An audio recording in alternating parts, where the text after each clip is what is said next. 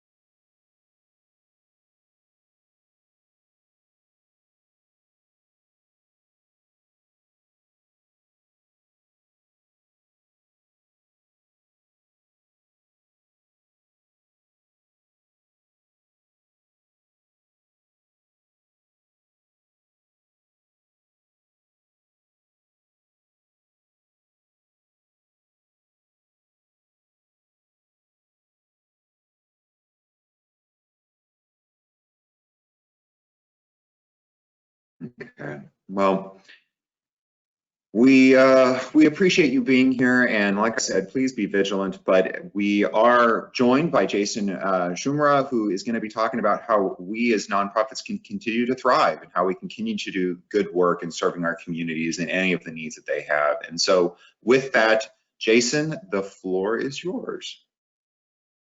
Well, hello everybody. Good morning. As Dave said, I am with the Society for Nonprofit Organizations. We are a 501c3 nonprofit organization ourselves, based out of Michigan. Been around for about 35 years. We support small to mid-sized nonprofit organizations, providing funding information, training programs, articles, and other resources, basically for that small to mid-sized manager that's kind of looking for more information and resources to help support their organization. So I guess I'll get started. As a member of the Mississippi Alliance, as a member, you have full membership in the Society for Nonprofits. So I'm going to start, I guess, by going through sort of a brief overview of our members only section, sort of showing you a little bit of what it is that you receive if you are a member. And then I can go over some of those things that are provided for sort of the general public. So some of the highlights in terms of member benefits. We started off, as I said, about 35 years ago, providing resources when the sort of internet wasn't around. So we started with a print publication, print materials like Funding Alert, Those have all sort of been transformed and put online since then. So our publication Nonprofit World covers sort of a number of different topics: accounting, board governance, communications, technology. It's put out on a quarterly basis, and so you can go into the members only section. You should get an email when the new issues come out. You can go in and view the current issues of Nonprofit World, and also go through and search for particular topics or by category, title, keyword. If you're looking for a particular issue, you can do that. But we have roughly, I think it's 1,500 articles. So sort of a great resource if you're looking to sort of, if you're grappling with particular problems. We also have webinars on a regular basis. So those are available free to members and non-members, at least the live presentation. And then our members of the society can go in and view all of the archive of webinars. So you can go in and view them sort of on a as-needed basis.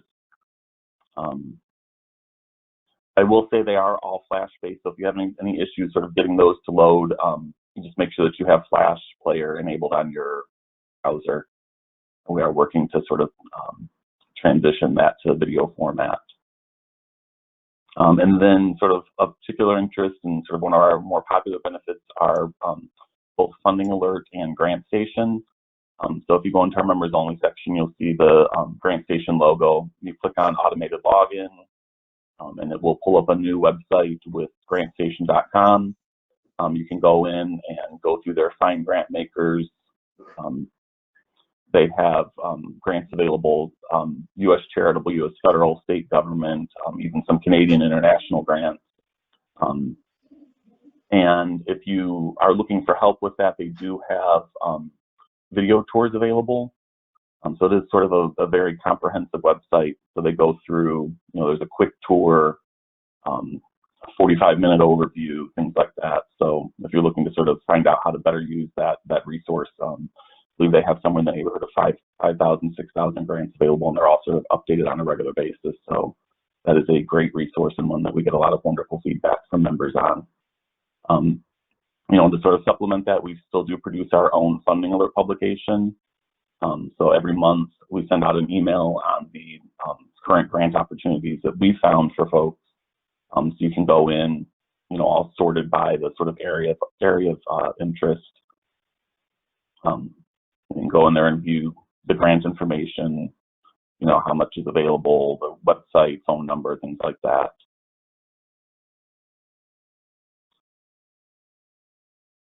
Go back. We also offer other training programs, our certificate series, that you can earn CEU credits and CAE credits, as well as a certificate of excellence. That is available for an additional fee. We also have job postings on our website, obviously social media and things like that. But those are sort of the highlights in terms of what is available to you as a member.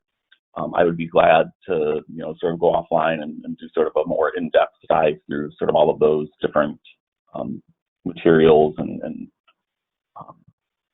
different ways of searching, things like that. But that's sort of a broad overview of the members only section.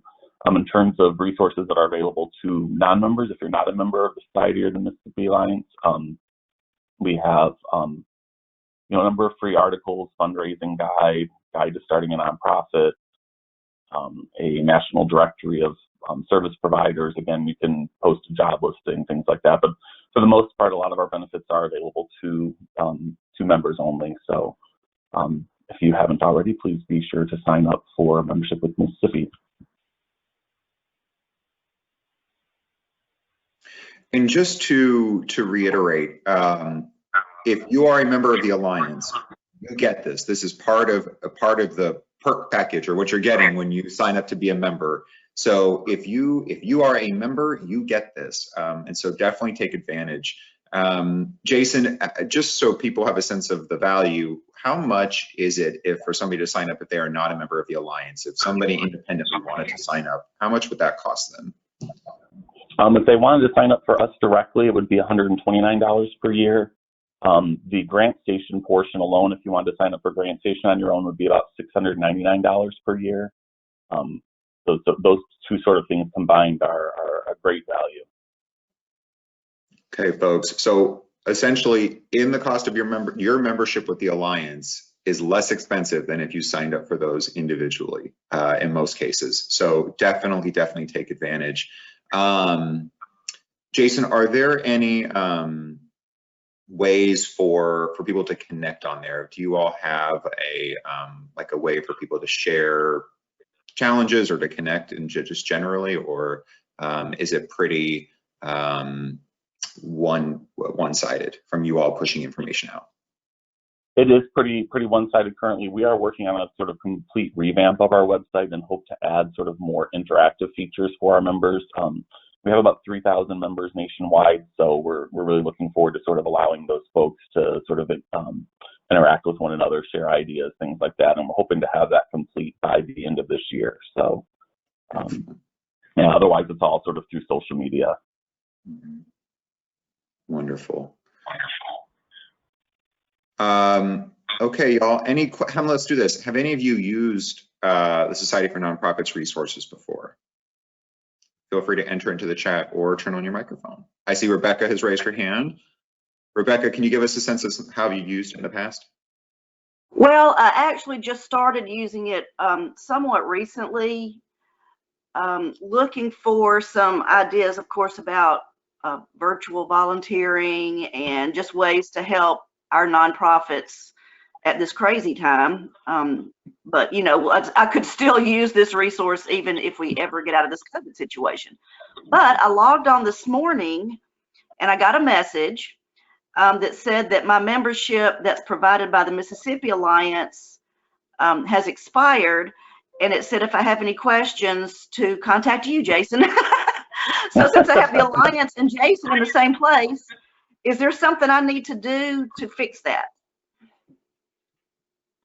Sure, we can go ahead and I can work with Dave on making sure that your name's in our system. You know, Okay. hopefully as soon as we get offline, we get that situated and make sure that you're active there. So, yeah, that should be a pretty easy fix. All right, thank you. A little tech support on the side here on our weekly webinars. Happy to help in any way we can. Anybody else? Anybody use it in any particular way so far? So it sounds like from the silence that Mississippi has a lot of engagement that is needed and can come. So hopefully we'll see some representation increase. I do have a question, Dave.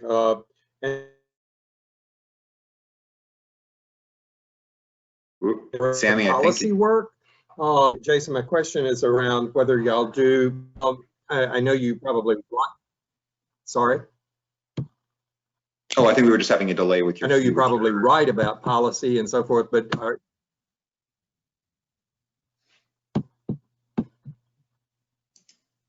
I'm sorry, I don't know. Did you catch that? Can you hear me now? Dave? Yeah, I think Sammy, you were kind of going in and out. If you want to type that, Sammy, into the chat, I can read that out. Yeah, I may be back on now. Am I back on now? Yes. Okay. The question was around policy work and whether you do any advocacy or policy work. We don't at the society. It's not anything that we've traditionally kind of engaged in. So we do that sort of to the National Council and sort of other organizations like that to handle that. Jason, how do people, if organizations wanted to post jobs, how do they go about doing that? They're looking to recruit great talent from the 3,000 people pool. Oh, sure. If they're you know, one of our members, go into the members only section and you'll find over on the lower left, they can view and post jobs. They should have credits already applied, free credits available to post jobs. You know, can go through there, select one of the credits that they have available, sort of submit all the information, you know, in terms of location, their mission, things like that. Hit continue, approve. We go through and approve the job, and it's made available on the website. So pretty straightforward, especially as a member. You know, so we sort of already have a lot of your information available. So not so much of that to fill out. You know, as a non-member, you would go through jobs. You have to register for the system and then, you know, fill out your contact information, things like that, in sort of the same form, but pretty straightforward. Wonderful. Any other questions from the audience? Okay, well, feel free to pop it in the chat or reach out. Jason, thank you for taking the time. I hope everybody does use this. This is, like I said, it's included in your membership. So if you haven't used it already and you're a member, you're paying for it. So it's like a gym membership. Don't just let it sit there unused, okay? So thank you for sharing this, and I'll check back in and see if Mississippi has a higher engagement rate after this. Hopefully we will. So it was a good reminder, Dave. Thank you. Yeah, absolutely. Yeah, wonderful. Okay, so at this point I'm going to do my normal interlude and talk about the Alliance trainings. So we have let me share my screen here so you all can see. We have some amazing trainings in the next week and a couple of days that are available to you all, and we want to make sure that you take advantage. So in 1 second here, and I will share this with you. Okay, so we have one more training tomorrow we have a training tomorrow for student loans and nonprofits. So essentially looking at how nonprofits can help with reducing student loan debt. On Tuesday next week, we have an overview of the national principles and standards, which relates to the Alliance's Excellence in Action learning track. So definitely take advantage of that. That is an amazing program. On Wednesday, we have Leadership Through Crisis, which is certainly relevant right now. And then next Friday on 7/3, we have a quick bite. It's our Friday Lunch and Learn with GuideStar Advanced. So if you are already a pro at GuideStar and you are kicking butt, great. Attend this one because there's a lot more to learn. There's a lot of advanced features, and it's not just a place where you can post information. It can be a powerful tool if you allow it to be, just like the Society for Nonprofits. So definitely take advantage of our trainings. And as a reminder of the pricing, it's $25 for one training. If you sign up for two, the total is $40. And if you sign up for three, they are only $15 a piece. Three or more, they're only $15 a piece. So definitely take advantage of that. Okay, so folks, it's time for our community forum. I have been looking forward to this for a while. So feel free to pop on your webcams and turn on your mics when if you have something to say when appropriate. If you do not, if you will, keep yourself muted just so we avoid some background noise. It can get a little bit hard to hear folks when everybody is unmuted. So we look forward to engaging with you. So I want to start it off. As we do, let's talk about some good news. Who's got something great to share about what's happening with their organization? And it better not go silent because I know there's good news going on out there. Hey, this is Lori Massey from Crime Stoppers on the Coast. Hey, Lori. Hey, we cover 7 counties, and we are about to have a ribbon cutting at the Biloxi Walmart for the first kiosk, community and crime fighting kiosk in the state. We haven't announced the date for the ribbon cutting, but it will be sometime this month. Well, actually July. June's almost over. We will have nonprofit information on the kiosk, but of course also wanted and people needing identification, the weather. But it's very exciting because, like I said, this is the first in the state. So when you are shopping at Walmart, you can see if your neighbor is wanted for a felony crime. Also, I'll just say everything I want to say right now. If your organization has anything to do with human trafficking in the state or in your area, I'm gonna put up my phone number and my email address. If you will send me an email and give me your contact information, I have someone that has asked me for different organizations in the state working with human trafficking, whether it's victims, resources, whatever. And also, you know, we have Crime Stopper programs all over our state. I think there's 30-something Crime Stopper programs. There might not be one exactly near you, but because like I said, I cover 7 counties, so it's a pretty good drive to go visit all those counties. But you may have one in your area that you don't know about, and they are always looking for board members to serve. And I know there's a lot of wonderful talent here on this call. And also, if you're interested, it doesn't take a lot of time to be a board member for Crime Stoppers. So if you're interested to help serve your community, I will also put my phone number on here and contact me, and I'll be happy to research and get the program that's near you. Thank you very much. Thanks for all you do. Absolutely, Lori. And I'm wondering, could you just talk a little bit about what you all do? I mean, obviously it's in the name, but if you could be a little detailed around what kind of crime stopping goes into the work that you're doing. What does that look like? All Crime Stopper programs are a little different, but mainly we help law enforcement find out information on felony crime. And usually it is after the crime has been committed, of course. Now with COVID, we are dealing with a lot of domestic violence tips. Any type of felony crime, and we do pay, our program pays up to $2,500. You know, we had a road rage incident on I-10. The family contacted us, and we have that particular reward up to $10,000. That's a little rare, and that's the maximum we go is $10,000. So if someone has information on that particular crime that solves that crime, they can get $10,000. We've rewarded 2 $5,000. We solved a hit and run for Biloxi.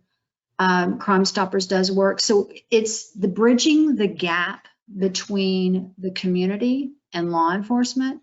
When someone wants to say something about felony crime but doesn't really want to be involved. They don't want to testify in court. They don't want an investigator knocking on their door to find out if they were a witness of a crime. So they're giving the information to law enforcement through us, and it is anonymous. Did that answer your question? Yeah, absolutely. That's great. Does anybody have any questions or comments about that? Okay. Lori, thank you. That's really interesting. And I appreciate you sharing, and congratulations on the ribbon cutting. Thank you very much. That's great. Okay, other good news, folks. Let's hear it. I'll share, Dave. I'm Tammy with Growing Up Knowing, and we are about to step into virtual summer camp programming next Wednesday. Some of our partners have asked us to create content that we can do live and also via video through our YouTube channel. So our facilitators have been working really hard, putting their creative brains to work, and they've done some amazing things. So we're stepping into the digital format, virtual format next Wednesday, and hoping that's going to really take off with some of our partners, so we can continue to provide families with the programming that we offer and serve our communities. That is fantastic. And Tammy, do you want to tell everybody what Growing Up Knowing does and who y'all are? Yes, we are a small Jackson-based nonprofit. I'm the new executive director. Dana Larkin was a previous director. Some of you know Dana. She has actually carried the mission to Bethesda, Maryland, and is launching Growing Up Knowing in Bethesda, Maryland, which is very exciting. But what we offer is a multi-generational approach to students and their parents and caregivers to teach bullying and abuse prevention with our elementary students and comprehensive sex education with our middle school families. What makes us special and unique is that multi-generational approach. Parents and caregivers are involved in all the programming. We give them tools and what they need to create a dialogue at home so they can continue the conversation, helping their kids create a culture of consent and to keep them safe. Wonderful, wonderful. Thank you, Tammy. That is great, and good luck. I know that there are a lot of organizations who are gearing up for summer. You know, it's not a downtime. It can be a very productive time. And so we were just on a call, I think earlier this week or late last week, about how some other institutions are trying to support families and kids as they're getting through summer. And so I'm glad to hear that you all have not stopped your services and that have found a way forward. That's fantastic. So congratulations and good luck. So I do want to highlight that, and I'm hoping that those who are on cam, and if you're not on cam, if you'll type it in the chat, if you saw on the Alliance's Facebook page, we launched a social media campaign called Mississippi Illuminated. If you have not seen the video, check it out. We'll try and get that link in the chat. And we are highlighting great things happening around the state, particularly with our nonprofits. Grant makers, philanthropy, and volunteerism. The last few months have obviously been extremely challenging, but there's a lot of great things happening and a lot of people who are stepping up to do great things and to adapt in ways that they didn't necessarily plan on, but want to be there to support their communities. And so while we have some exciting things coming in the future with this, we did decide to go ahead and launch that campaign this last week. And so definitely check out the video. It's an amazing video, and we're going to be posting stories of great things that need to be illuminated happening in the state. We all need each other. From, you know, the biggest things in the state need the people on the ground doing the great work. And so we know that you all are working incredibly hard to make that happen and to create those opportunities and to continue to create those opportunities and to problem solve those opportunities. So we want to hear about it. If you have great stories to share, if you have pictures of people volunteering, if you have great narratives around how your grant maker has helped you, or if you're a grant maker, things that you've done to help your communities, please share those with us. You can email them to me. I'll put my email in the chat, and you can find it on the weekly webinar email. But definitely, we want to know about it. We want to highlight it. We want to shout it out. We love good news, and we know that our spirits could all use a little lifting. So please feel free to share that with us so that we can illuminate it. So with that, let's go ahead and pivot for a few minutes. Let's talk about some needs. You know, all of our organizations could always use more money, but aside from more money, what's happening with your organizations? Are there any specific challenges you're facing right now or needs that would be helpful to share with our community and either to help problem solve or to just raise awareness about? So I'm going to open the floor. Feel free again to enter in the chat or to share on your webcam or just unmute yourself.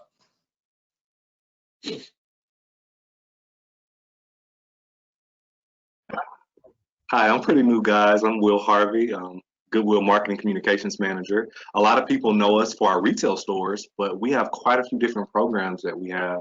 One of them is our workforce program. We have a retail certification for SNAP recipients. And the whole goal of the retail program is to give them this certification and teach them some job skills, resume writing, interviewing, job search skills, assessments for different things they may be interested in. Well, it's optional now where it used to be required for our SNAP recipients. And we're definitely having some challenges with recruiting people wanting to be in the program. Any insight for reaching out to populations and I guess getting them to buy into the program? It's no cost at all. We cover the books costs and we provide everything that they need. And we do try to work with them with job placement as well. But we've definitely seen a great decline in people signing up for those courses. And what's the best way for people to get in touch with you? W Harvey. Oh, I'll type it in the chat. I'll type in my email and my contact information. Beautiful. Thank you, Will. No problem. Will, This is Krista with Volunteer Mississippi. That sounds like a great program. Yes, if you put your email in there, we can get the word out. Okay. And just let people know that it's out there. Thank you. I will definitely do that. I appreciate that. Okay. Hey, this is Diane Easley from Community Care Network. I know I've been going in and out. Can you hear me okay? I can. Welcome, Diane. Thank you. Have good news to share, but then I'd also like some information from some people that work with a lot of mentors. We have been chosen as one of 4 sites. We're collaborating with 3 other agencies on the coast. We've been chosen as one of 4 sites in the U.S. to spearhead a youth housing program for homeless 18 to 24-year-olds. And what we found out in our homeless count was that was the fastest growing homeless population in the lower 6 counties. A lot of young adults coming out of foster care that have already ended up homeless, and then a lot of dysfunctional families. A lot of single moms. We are also reaching out. We have some partners in the LGBTQ community that we're trying to find out. We've been told there's a good bit of homeless there that didn't show up in our programs that we were looking. It's the biggest grant we've really received as a small organization for 2 years to house up to 25 young adults who are homeless. And we'll be collaborating with Climb, CDC, and Gulfport because they provide a lot of workforce development. We've already developed, HUD let us know yesterday, they've signed the contract, so I'm checking my email every 30 minutes. We've coordinated with about 20 other agencies that will be working with us, the law enforcement, with youth courts, treatment programs, and then a lot of faith congregations. So we're really excited because it's, of course we have to match funding, so would love to connect with some funders, but my goal is that each of these young people have a couple of mentors to help them walk through this. When I've spoken with some organizations, I've told them, I don't want you to be a part of this program. I want you to pour into these young people.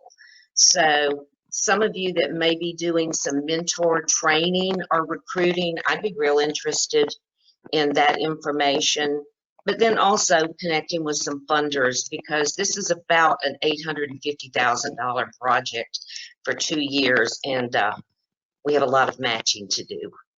But it's one of the most exciting things we've done. This organization's 19 years old, and this is a brand new program for us. We already house homeless families, and we are assisting with rent right now for 22 families. So we're going to be doubling our capacity, which means a lot of work. Yeah. Oh my gosh, Diane, that's amazing. Remind me again of the name of your organization. Community Care Network. We're in Ocean Springs. We serve the lower 6 counties. Our current transitional facility is called Sue's Home, and our new program for youth is Breakthrough. Wonderful. If people want to get involved, how should they go about doing that? They can contact me by email would be the best, and it's ccnms.org. Would you mind popping that in the chat for us? Mm-hmm. Wonderful. That is amazing. And are you looking for donations of supplies as well, or if people want to donate monetarily? What kind of, if we're not in the Gulf Coast, what are ways that people can help contribute? Well, of course, we all know the monetarily piece, but we will be setting up apartments, housing. I spoke to a group this weekend and I said, think salt and pepper shakers on up, because when these young people move into housing, it's an empty place. So we have to outfit them from the beginning. We will assist with their rent. We're connecting with workforce development with the community college system, which is just marvelous down here. But in the interim period that they are being trained or are going back to school, we will have to help with their support. A lot of transportation is involved also. Mm-hmm. And so obviously network is in your name. Is it network among the Gulf Coast region, or are you networked with other agencies in the state who are doing similar work?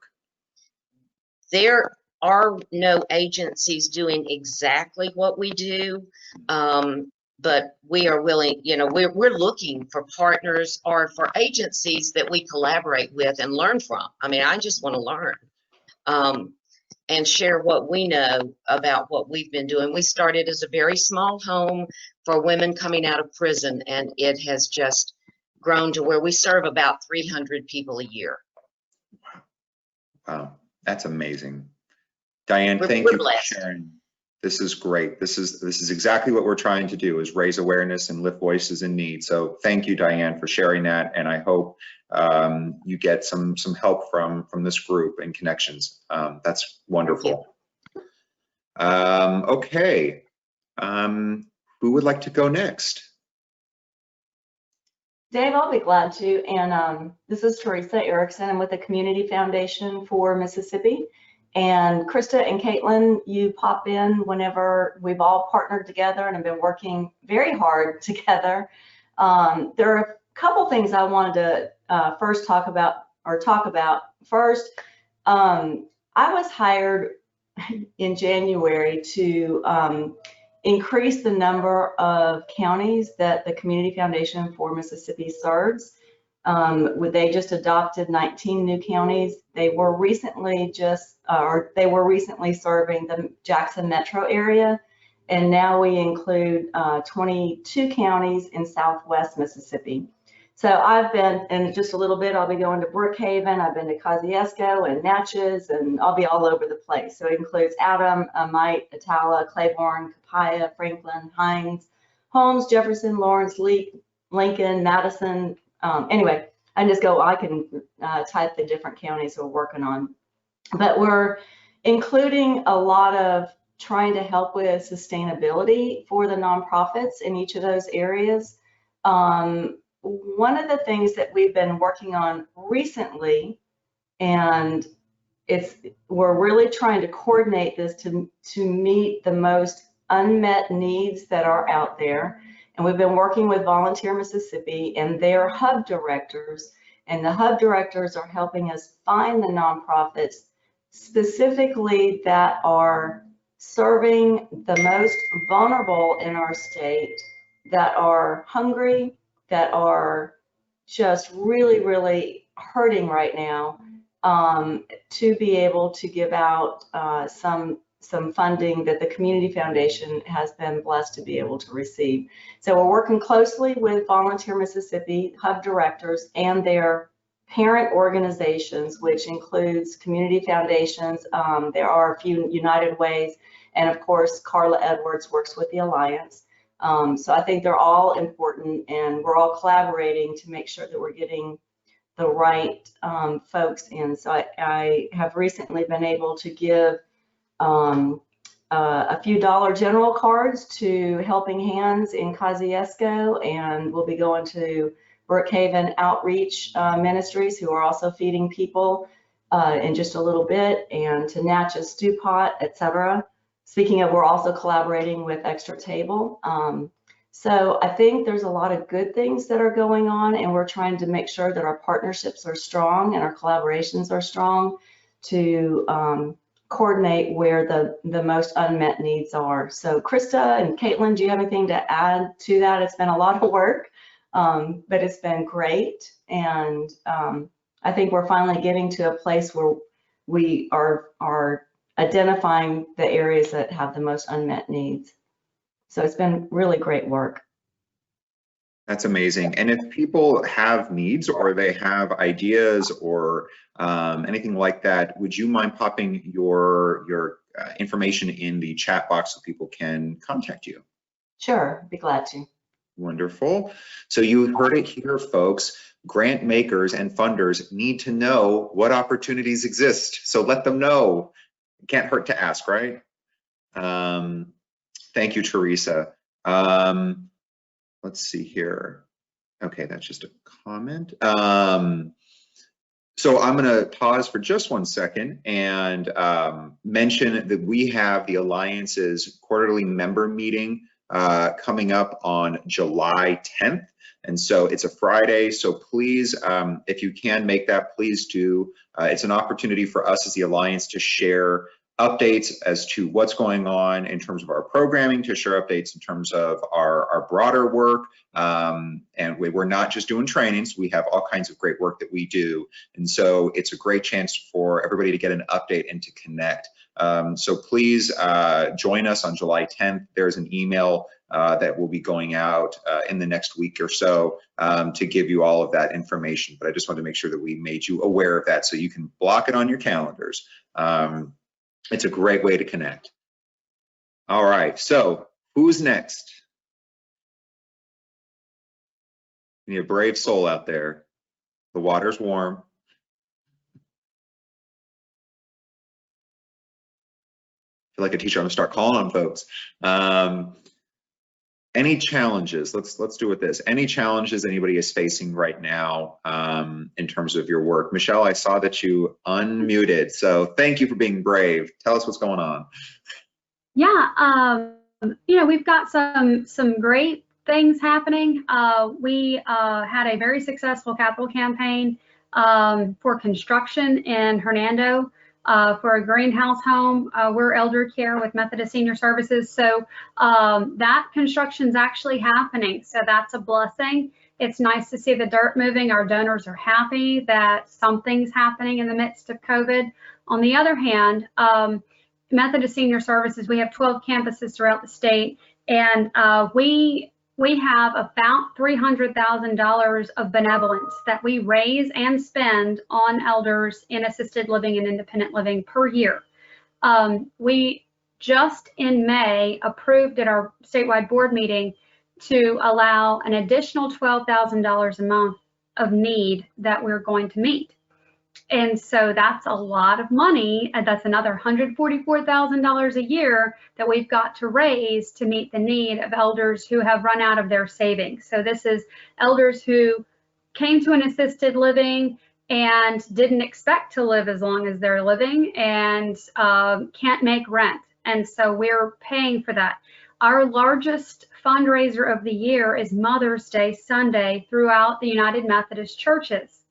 Well, we wrote the churches and said, hey, we understand you're not meeting right now. We understand you've got a lot of financial needs. Maybe people aren't giving as much, so we're not going to have that appeal this year. So in the midst of increasing our promises, our largest appeal didn't happen. So we have had some very faithful donors and just writing checks to us without the ask. We did send an actual appeal to our donors separately, but not through congregations, and congregations typically give us our largest piece of support. So at this time, I'm wondering if I can find some sort of grant that would assist in benevolent care for senior citizens, because that would really help us out, particularly this year. Our federal monies that we're getting for COVID is for skilled nursing homes, and that's wonderful, but that's not giving to assisted living and independent living, which is actually where the greatest need is for us, because persons in skilled nursing are on Medicaid, so they don't have the financial need that we provide at our organization. So we're kind of between a rock and a hard place a little bit. We believe we're people of faith. We believe God's going to provide. We just, feel we need to do some research and figure out who may be able to work with us to meet those needs this year and beyond. So that's kind of what's going on with us. Yeah. It's an extremely important population right now for a whole lot of factors. I'm curious, if you don't mind me asking, first off, thank you for sharing. And certainly if you are on this call and you have ideas, please reach out to Michelle. Michelle, if you'll pop your contact information in the chat. But, I think as we talk about the impact of COVID on the elderly in our state and the most vulnerable, have you all had to change, or how have you changed how you're supporting those individuals that you care for and help support? And has that, I'm thinking about your costs. It's not just the costs of I would imagine, of continuing what you're doing, but I would imagine there's new costs coming from having to try and tweak supports or provide different kinds of supports or new supports. So I'm wondering if you could share a little about how COVID has impacted the work that you do. Yeah, absolutely. Yeah. Well, what's interesting is, assisted living and independent living, depending on the level of care, elders don't always get 3 meals a day because they're assisted or independent. So it's assumed they can go to the store and cook for themselves. But because they can't go out, and we're trying to prevent that. Now, we can't tell them they can't go out, but we're trying to provide extra meals.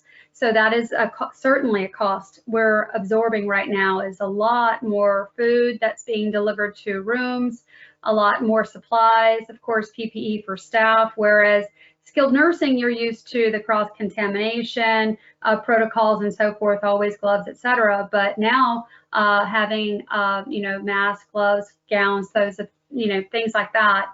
And also a lot of family support has been absent because of the law, the health department is saying that we can't have visitors. And so because we can have visitors, that extra support of daughters bringing in supplies, loved ones bringing supplies is not as much. Now they can bring, and they go through the front door. We wipe everything down and deliver that to the elder, but it's not as much as it had been.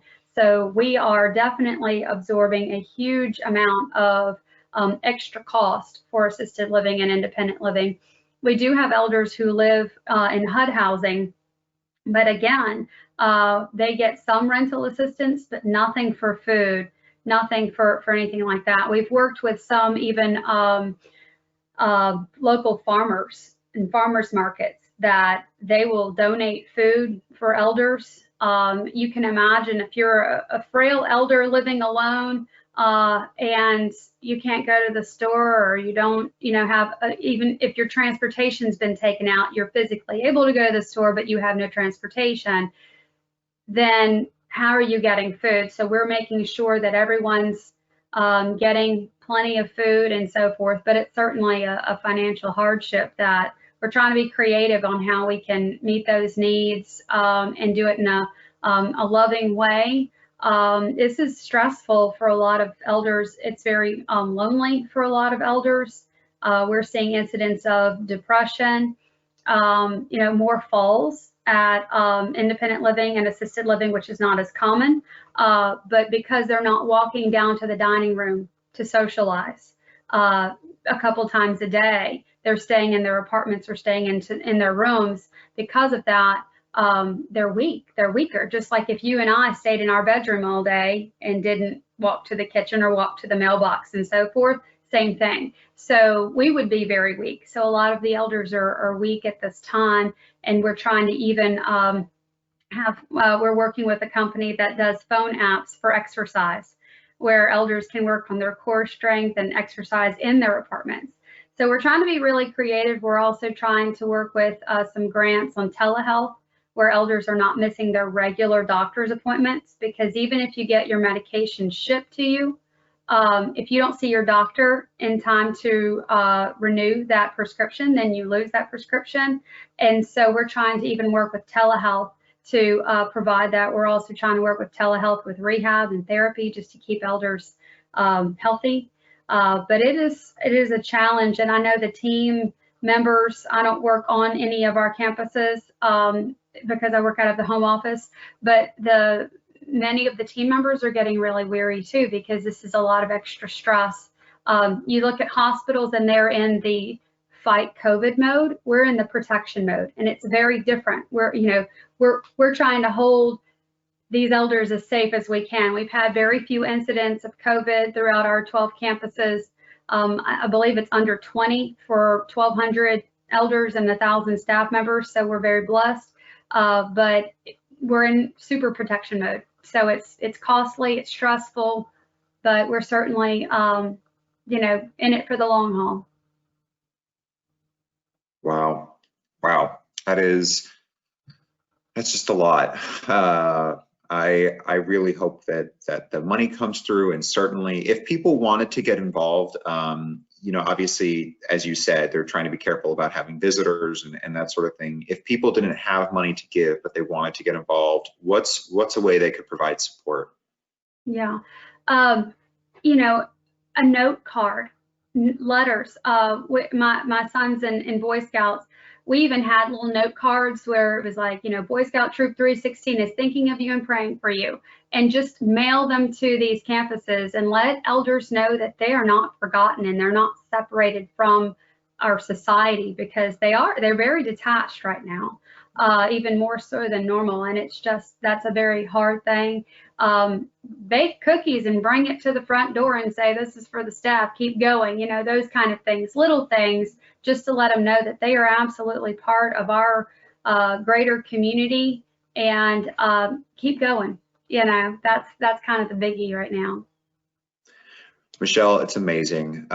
Thank you for doing the work that you're doing. And if you would please be so kind as to put your information and your organization's information in the chat, so that way people can step up if they have the ability to. So I love that there are ways for people to play a role, both small and large. It's great.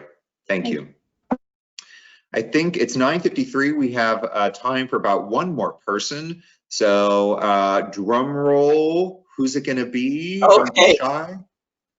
Okay, this is Peggy Henry. Peggy. From Family Biz Builder in Tunica. And I will share, because we have an opportunity now to even run our summer program.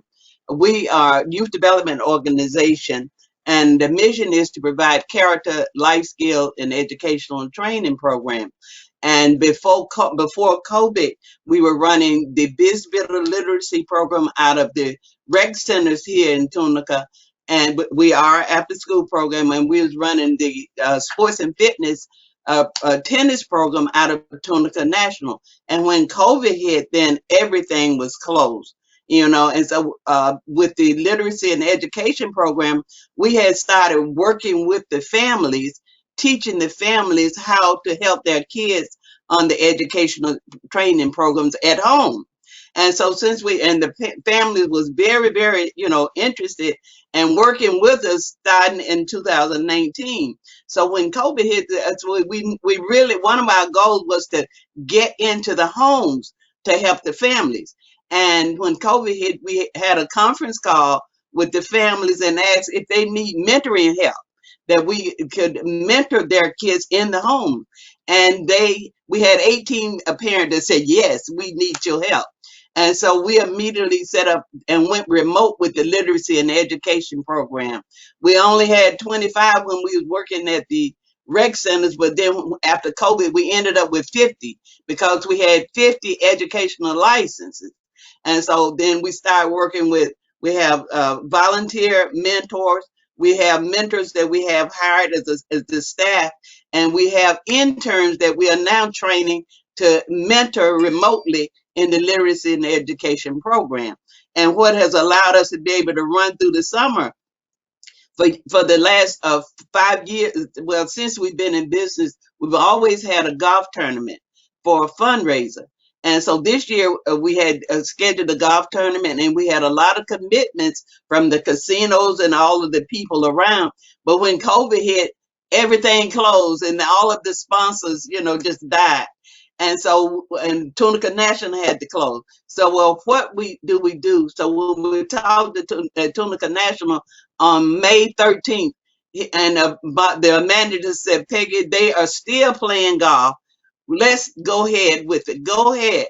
And our goal was 20,000 for the year, and we had the golf tournament June 13th, and right now we're up to about 15,000. And so that gave us the money to go through the summer. And then we're planning on continuing now remotely with the literacy and education program.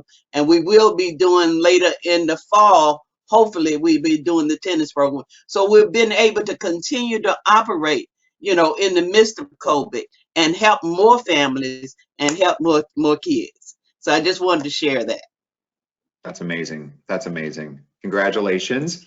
I'm glad to hear that people are willing to support and come out and do what they can. And so I think we're all getting used to tweaking our perceptions of how we do our work and how we can engage and how we can connect. Goodness knows that I am a little tired of looking at a computer screen all day, but you know, we do what we have to do. And so I'm glad that you were able to have the fundraiser and that it went well for you. So congratulations. And we look forward to hearing an update about the programs you're providing. So thank you all for taking the time to be here today. If you like what we do and you think this is important, let us know, please. And you know how you can do that? By going on our website. At the Alliance website, alliancems.org. You can go to Learn, and there's a weekly webinar tab in there, and fill out a survey. Tell us if this is working for you. You can submit a request or an idea of a potential trainer. Believe it or not, we don't have all the answers, and we don't want to, but you all are amazing, and so we want to have your voice and your input. So if you are sitting there going, oh my gosh, this person would be the best speaker, or I would be the best speaker, have me on, please fill out the webinar survey and let us know how we can improve and how we can continue to support you. Again, I want to highlight our trainings. We have 4 trainings left, well, 2 trainings left for the month, but 4 right now. Our July calendar is going out early next week, so exciting things coming in July. And again, our member meeting July 10th. Keep your eyes peeled for an email about that. So thank you for taking the time to be here and being part of our community. We love this. It's one of my favorite things I do every week. So thank you for being here. And also, if you have positive news, Mississippi Illuminated, share it, send it to my email. Tell us all the great things that are happening. There are good things going on out there, and we want to know about it. So thank you all. Please be well and be safe. And we look forward to seeing you next week.